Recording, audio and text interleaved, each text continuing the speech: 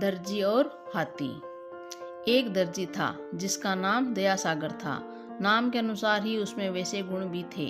वह बहुत दयालु स्वभाव का परिश्रमी व्यक्ति था।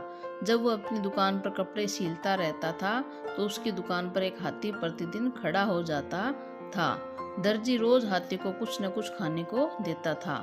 परिणाम स्वरूप हाथी दर्जी को रोज सैर कराने ले जाता था। हाथी नियमित रूप से प्रतिदिन आने लगा था। एक दिन दर्जी किसी काम से बाहर गया हुआ था, इसलिए वह दुकान पर न आ सका। उसने अपने लड़के से दुकान पर बैठने के लिए कह दिया था।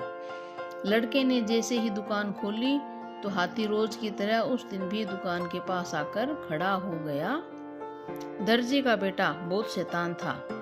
हाथी ने जैसे ही उसकी तरफ अपनी सूंड बढ़ाई तो लड़के ने हाथी की सूंड में सुई चुभो दी। हाथी को बहुत गुस्सा आया और चुपचाप चला गया। वह एक तालाब पर गया और उसमें से गंदा पानी अपनी सूंड में भरकर दर्जी की दुकान पर लौट पड़ा। लड़के ने हाथी को अपनी दुकान की ओर आते देखकर सोचा, यह फिर दोबारा आ रहा है। अब की बार इस हाथी की सूंड में इतनी जोर से सुई चुभूंगा कि फिर यह इस तरफ नहीं आएगा। हाथी जैसे ही दुकान पर पहुंचा तो उसे अपनी सूंड का सारा गंदा पानी वहां पर उड़ेल दिया। इससे दर्जी की दुकान में रखे सब कपड़े गंदे हो गए। अब लड़के को अपने किए पर बड़ा पछतावा हुआ। शिक्षा: हमें जानवरों से छेड़छाड़ नहीं करनी चाहिए। ये देखिए चित्र में हाथी है, वो तालाब से गंदा पानी भरकर लाया था और उसने दुकान पर उड़ेल दिया। हमें जानवरों को नहीं सताना चाहिए। जानवर होते हैं वो तो बेजुबान होते हैं, वो अपने पीड़ा को, अपने दर्द को बोल कर कह नहीं पाते हैं, इसलिए हमें जानवरों को छेड़छाड़ नहीं करना चाहिए। राजकुमार और हंस। एक बालक सिद्धार्थ प्रातःकाल घूमने के लिए बगीचे में गया।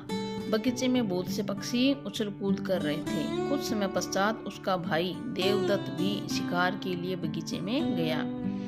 देवदत्त के बाण से आकाश में एक हंस घायल हो गया। घायल हंस भूमि पर गिर गया। सिद्धार्थ को उस घायल हंस पर दया आई और वह उसे कुटिया में ले गया। वहां उसका उपचार किया। देवदत्त अपने बाण से घायल हंस को लेने के लिए वहां आ गया और बोला, यह हंस मुझे दे दो, इसे मैंने तीर से मारा है। सिद्धार्थ बोला, जीव को मारना पाप है, मैंने इसकी रक्षा की है, अतः यह मेरा है। न्याय के लिए दोनों राजा के पास पहुंचे। सिद्धार्थ ने हंस को गोदी में ले रखा था। राजा ने दोनों की सारी बात सुनी और फैसला करने में देर न लगी। राजा ने कहा, मारने वाले से बचाने वाले का अधिकार ज्यादा होता है, अतः हंस राजकुमार सिद्धार्थ का है। शिक्षा: जीवों पर सदैव दया भाव रखनी चाहिए। ये देखो दोनों भाई हैं, यह है सिद्धार्थ, यह है देवदत्त। देवदत्त के हाथ में धनुष है, तीर कमान है, तीर हंस पे लग गया। और ये सिद्धार्थ है, राजकुमार सिद्धार्थ, इसने हंस को बचाया, इसको दया आई। तो जीवों पर हमेशा दया भाव रखनी चाहिए। मारने वाले से ज्यादा जो बचाने वाला होता है वह ज्यादा बड़ा होता है।